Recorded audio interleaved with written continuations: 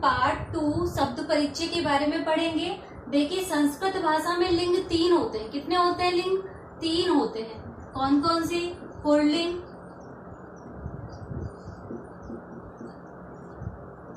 दूसरा होता है आपका स्त्रीलिंग और तीसरा होता है आपका नपुंसक लिंग। नपुंसक लिंग। अब देखिए आपने हिंदी भाषा में जो पढ़े हैं 2 लिंग पढ़े होंगे अभी तक।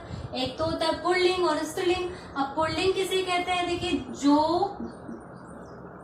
पुल्लिंग किसे कहते हैं? जो शब्द पुरुष जाति का बोध कराते हैं। क्या कहलाते हैं प्यारे बच्चों? पुल्लिंग कहलाते हैं। वे शब्द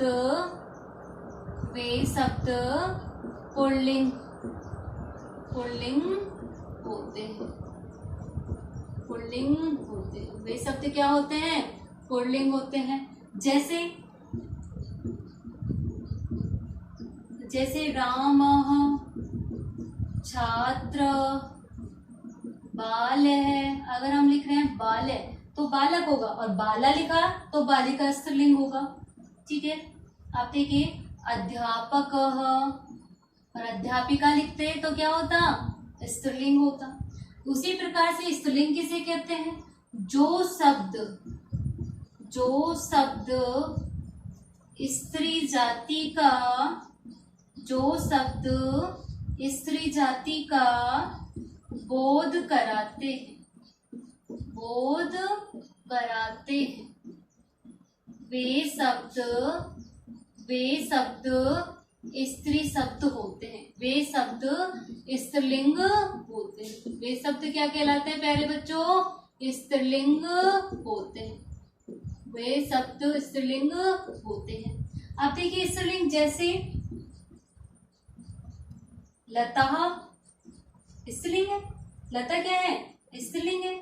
जैसे बाला क्या है? स्त्रीलिंग है। जैसे छात्रा भी क्या है? स्त्रीलिंग है। इसी का स्त्रीलिंग बनाओ, क्या बनेगा? अध्यापिका। क्या बनेगा प्यारे बच्चों? अध्यापिका। ठीक है। पुल्लिंग के बारे में जाना हमने। जो शब्द पुरुष जाति का बोध कराते हैं वे शब्द पुल्लिंग के होते हैं। जैसे राम है, छात्र, बाल है, अध्यापिका जो अध्यापक है। जो शब्द स्त्री जाति का बोध कराते हैं वे शब्द स्त्रीलिंग के होते हैं। जैसे लता, बाला, छात्रा, अध्यापिका। अब देखिए नपुंसक लिंग क्या होते हैं? अब ये आपके लिए नया है, आपने ये 5th में भी नहीं पढ़ा, हिंदी भाषा में भी नहीं पढ़ा। ठीक है। आप देखिए इसमें क्या होते हैं? जो शब्द ना तो स्त्रीलिंग के होते हैं, जो शब्द ना तो पुरुष जाति का बोध कराते हैं, पुरुष जाति का बोध कराते हैं, और ना ही स्त्री जाति का बोध कराते हैं, और ना ही स्त्री जाति का बोध कराते हैं। वे शब्द नपुंसक लिंग के होते हैं। नपुंसक लिंग के होते हैं। जैसे इसमें एग्जांपल क्या आएंगे? जैसे पुष्पम। अब देखिए पुष्पम को कोई स्त्रीलिंग बोल सकते हो आप? नहीं बोल सकते। पुष्पम, वृक्षम। अब देखिए नपुंसक लिंग में हमेशा मैं हलंत आएगा, ये ध्यान रखना। क्या आएगा प्यारे बच्चों? मैं हलंत आएगा। कंदुकम। क्या आएगा? कंदुकम। अब देखिए इसको भी वापस रिवाइज कर लेते हैं। नपुंसक लिंग जो शब्द ना तो पुरुष जाति का बोध कराते हैं और ना ही स्त्री जाति का बोध कराते हैं वे शब्द नपुंसक लिंग के होते हैं। जैसे पुष्पम, वृक्षम, कंदुकम। जो नपुंसक लिंग के जो शब्द होते हैं उनमें हमेशा क्या आता है प्यारे बच्चों? मैं हलंत होता है। क्या होता है? मैं हलंत होता है। देखिए आप इनको साथ के साथ नोट कर रहे होंगे। वैसे आपकी बुक में सब कुछ लिखा हुआ है, आपको अपनी कॉपी में नोट करना है। आप देखिए नेक्स्ट वचन कितने होते हैं संस्कृत भाषा में? संस्कृत भाषा में संस्कृत भाषा में वचन कितने होते हैं प्यारे बच्चों? वचन भी 3 होते हैं। कितने होते हैं? 3 होते हैं। ठीक है, कौन कौन से? एक वचन, दिव्य वचन और आपका बहुवचन। बहुवचन। अब एक वचन किसे कहते हैं? दिव्य वचन किसे कहते हैं? एक ही संख्या का, जो एक ही संख्या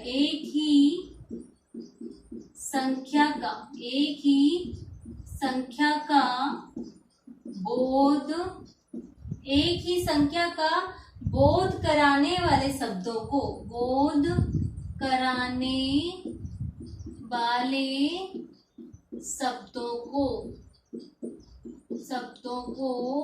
एक वचन कहते हैं। एक वचन कहते हैं। क्या कहते हैं प्यारे बच्चों? एक वचन कहते हैं। जो एक ही संख्या का बोध कराने वाले शब्दों को क्या कहते हैं? एक वचन कहते हैं। दो की संख्या का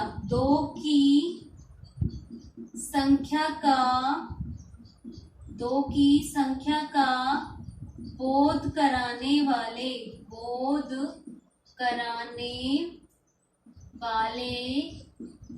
शब्दों को, दो की संख्या का बोध कराने वाले शब्दों को दिव्य वचन कहते हैं। क्या कहते हैं प्यारे बच्चों? दिव्य वचन कहते हैं। क्या कहते हैं? दिव्य वचन। अब देखिए आगे देखिए, जैसे बाल्य है, बाद में बताएंगे एग्जाम्पल। अब बहुवचन किसे कहते हैं? देखिए, दो या दो से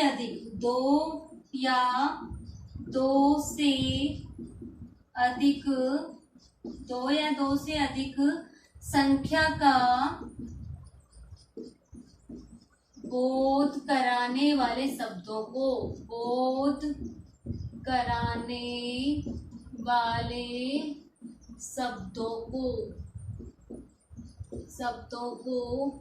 क्या कहते हैं प्यारे बच्चों?